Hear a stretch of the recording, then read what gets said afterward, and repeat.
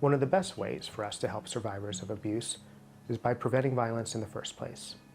And that's how our prevention education program started back in 2006. Since then, we've been working in schools and across the Portland community to teach about domestic violence, equitable relationships, and practicing consent.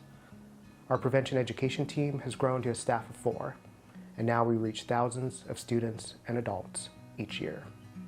The goal of Raphael House's prevention education program is to offer Portland students the knowledge, skills, tools, and practice to cultivate and nurture equitable relationships with themselves, with their peers, and ultimately their communities.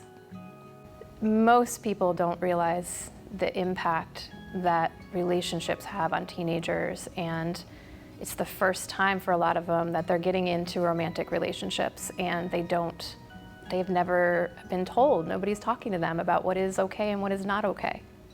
Youth might understand what consent means, but they might not understand exactly what it is and why we practice it. And with that in mind, we work to really explicitly define consent with youth and actually pull from their own definitions and ideas of what consent is. And we help them navigate that and negotiate that in the classroom with their peers, and hopefully kind of cultivate a practice within themselves of asking consent and also receiving it equitably as well.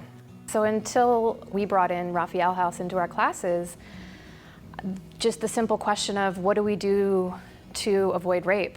We can carry our whistles, or we can carry our keys between our fingers, or we can take self-defense classes.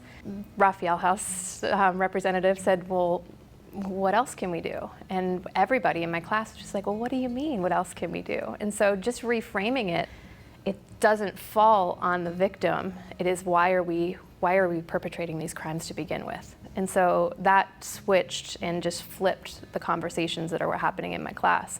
And I believe that is really what changed the culture as well as the teaching surrounding this topic.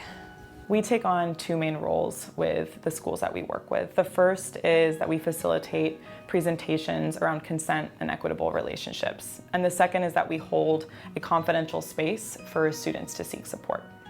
So what Raphael House student advocates do are provide a place where students can go to listen, to be listened to and to be heard, and to share a story that is very hard, and for them to meet them where they are in that moment.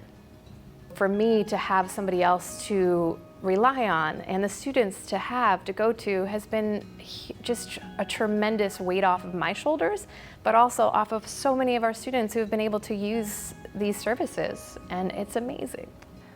Our ultimate goal is not only to give students, teachers, and parents the tools and knowledge to cultivate and nurture safe and equitable relationships, but also to help students understand that that is what they deserve.